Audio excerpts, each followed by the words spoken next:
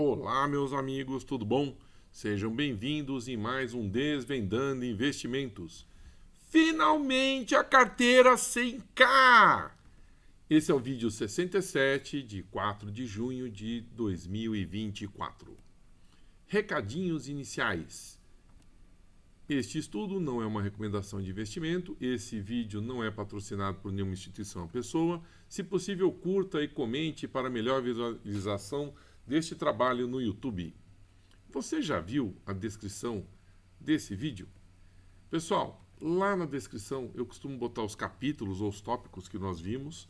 Tem um link para quando estiver aberto você poder fazer um curso de extensão baseado nesses vídeos. E toda a caminhada do primeiro vídeo até esse estão lá descritos passo a passo, caso você queira acompanhar.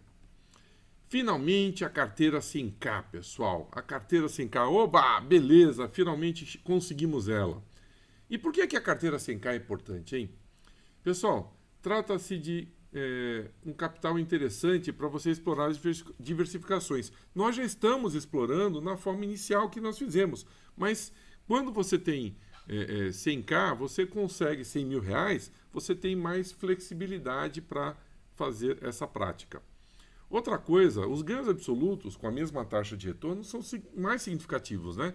Por exemplo, 10% de 100 reais é diferente de 10% de R$ 1.000, que é diferente de 10% de 10 mil reais, que é diferente de 10% de 100 mil reais, certo?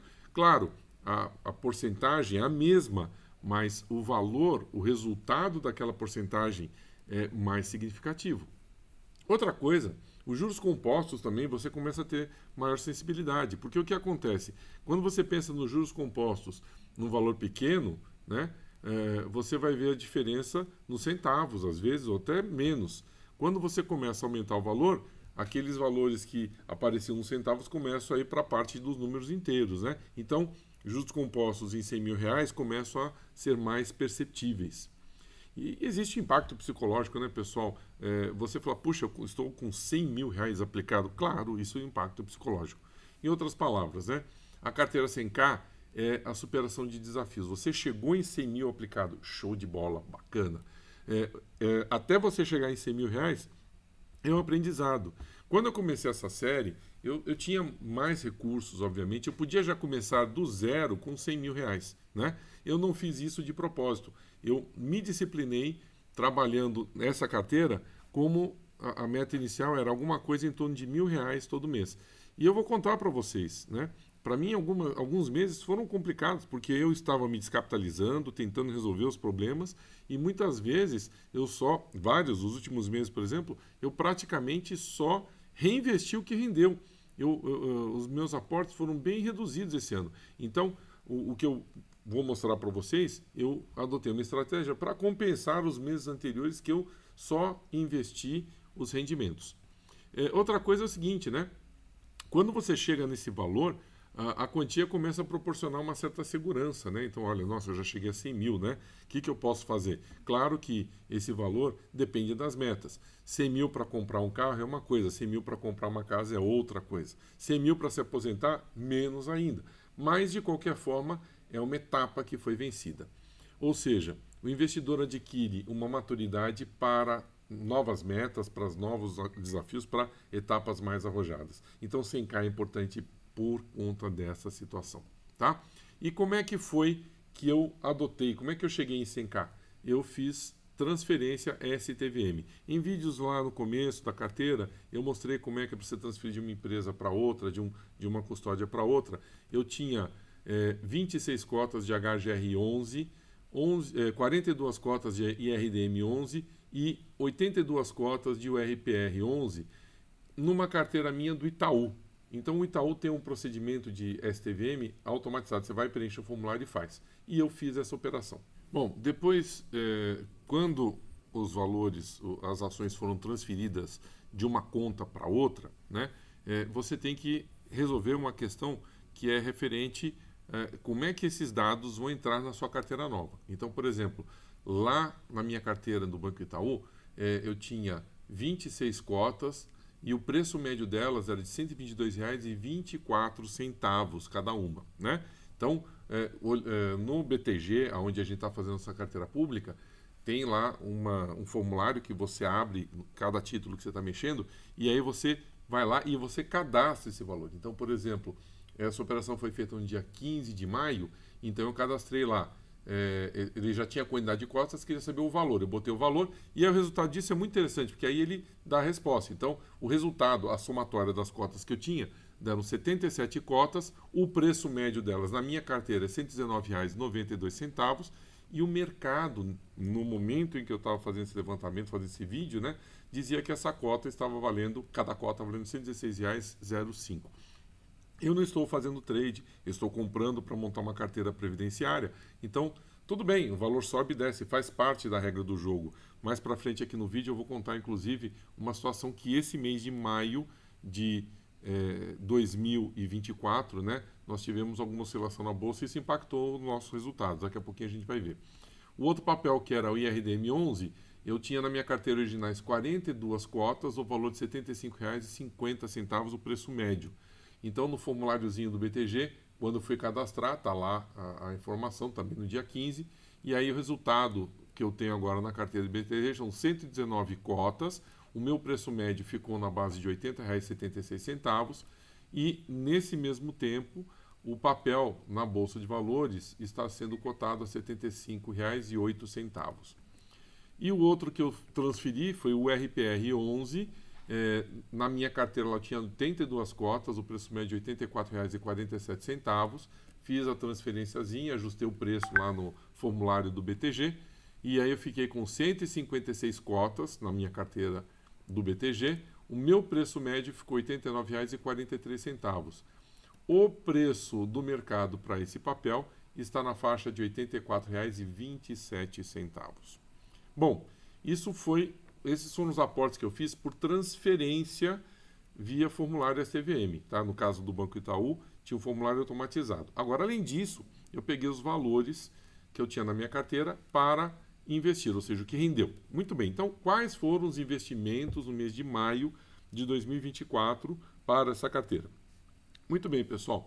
No dia 15 de maio, ou seja, o mesmo dia que eu acionei o formulário STVM, né, eu fui lá e consegui, com o dinheiro que estava na carteira, comprar 11 ações de Vivo, VVI T3. Né?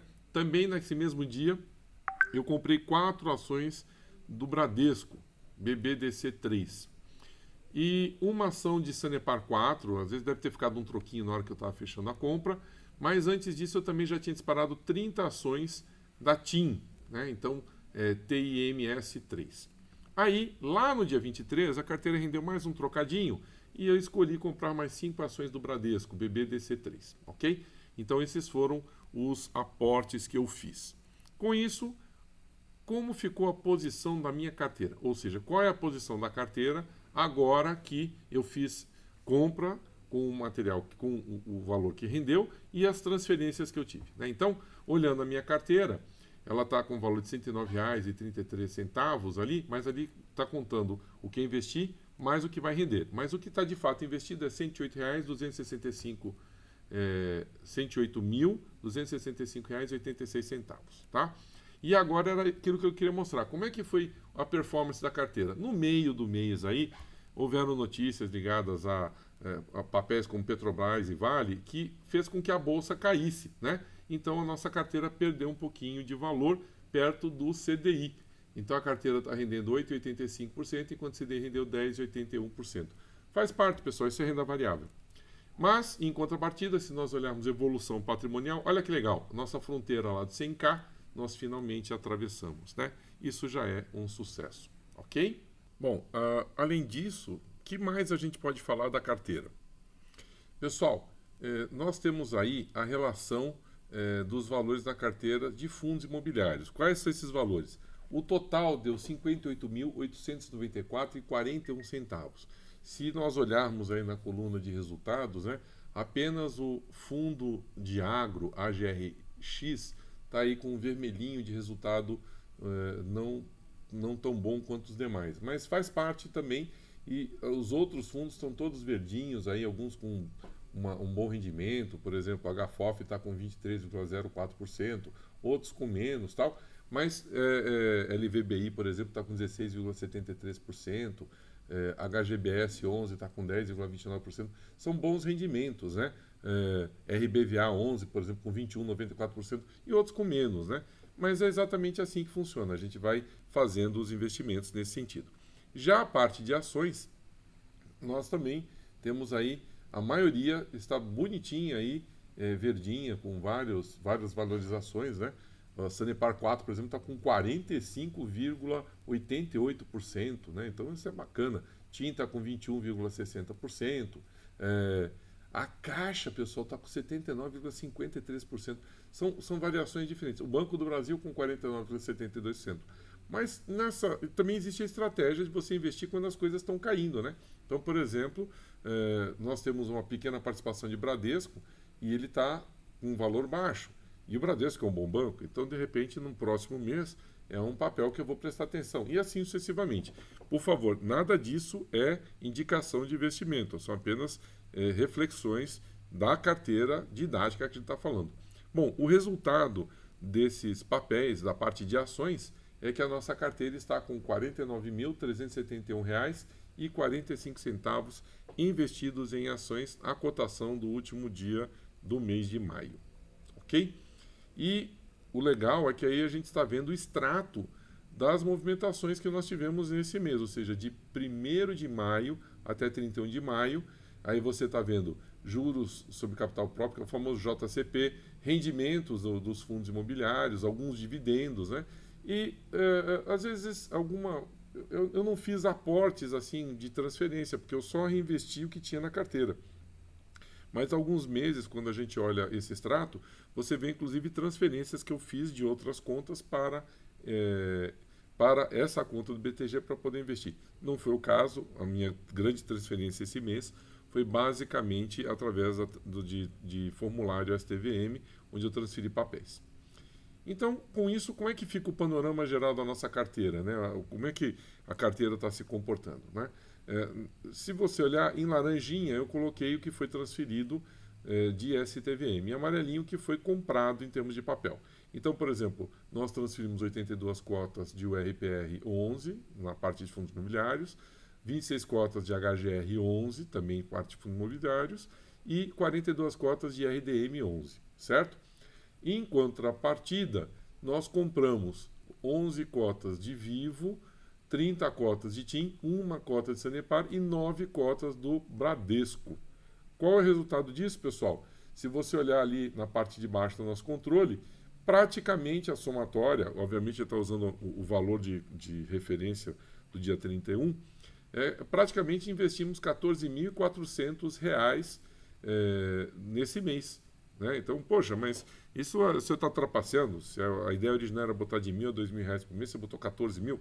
Imagine que isso equivale ao investimento dos últimos 6, 7 meses aí. Ou também você pode imaginar que eu poderia ter vendido um carro usado ou uma moto boa e esse dinheiro, como lucro dessa minha atividade atípica, estaria sendo aportado na carteira. De qualquer forma, é o exercício para fazer com que a nossa carteira vá crescendo, certo? Agora, com isso, inverteu. Antes nós tínhamos mais valor em ação e menos em fundos imobiliários. Agora nós temos 45,6% em ações e 54,4% em fundos imobiliários.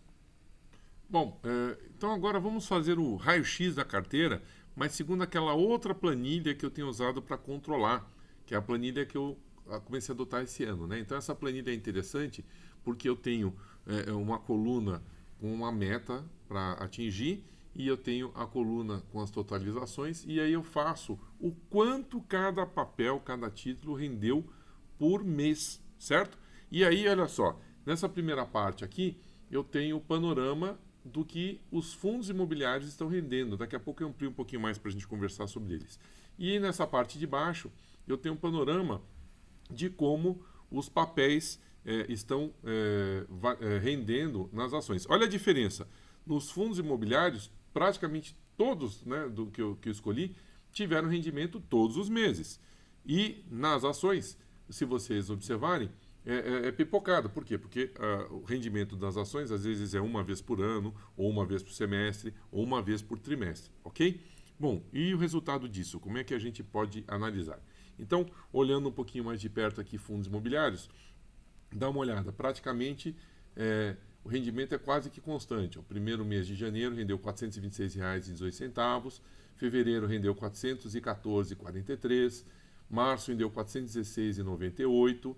Abril rendeu R$ 410,66 e agora em maio rendeu R$ 423,77. Quer dizer, isso, as pequenas oscilações que tem de cada um deles, mas praticamente todos os meses eu tive um rendimento constante, tá certo?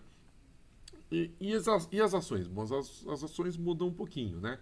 No mês de janeiro, o que aconteceu foi que houve R$ 200,78 de rendimento de ações e o total, ações mais fundos imobiliários, deu R$ 626,96. Em fevereiro, ações rendeu menos, deu R$ 130,66 e a somatória deu R$ 545,09. Em março, aí já rendeu um pouquinho mais as ações, deu R$ 342,95. Aí o total deu R$ 759,93. Em abril, as ações renderam menos, deu R$ 119,81. A somatória deu R$ 530,47.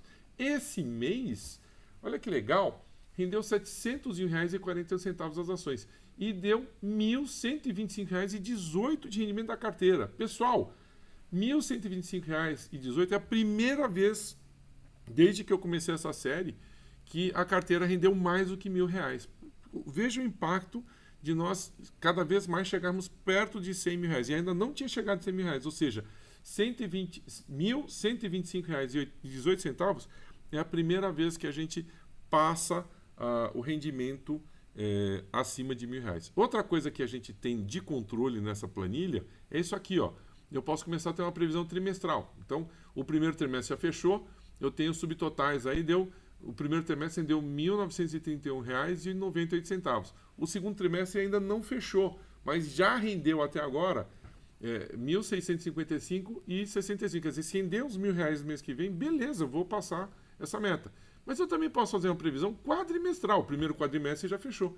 O primeiro quadrimestre rendeu R$ 2.462,45. O segundo a gente ainda está no meio dele. E eu também posso fazer um controle semestral. Isso também é muito bacana. Então, essa forma, essa planilha que eu coloquei agora, ela começa a me dar previsões, tá certo? Até o fim do ano eu prometo que eu vou botar mais umas novidades nela aí, tá bom? Então, quais são as metas e estratégias a partir de agora, né? Quais são as metas que a gente vai querer com essa carteira? Pessoal, nova meta, carteira 150k, olha que legal! Então, agora eu já mudei ali em cima, não é mais 100, agora é 150, e automaticamente ele já mostra as porcentagens de cada papel, proporcional 150, conforme a nossa estratégia, tá? E aí nos próximos vídeos eu vou exatamente comparar essas duas colunas, né? A meta que eu tenho e quanto nós temos de fato na carteira, e aí a gente vai ver quais papéis a gente vai aportar mais e menos. Eu não vou fazer isso agora, que o vídeo já ficou longo demais, mas eu espero que vocês tenham gostado desse nosso bate-papo. Galera, obrigado por assistir. Se gostou do vídeo, por favor, divulga, dá uma curtida, comenta aí. Galera, até o nosso próximo encontro. Um grande abraço. Tchau!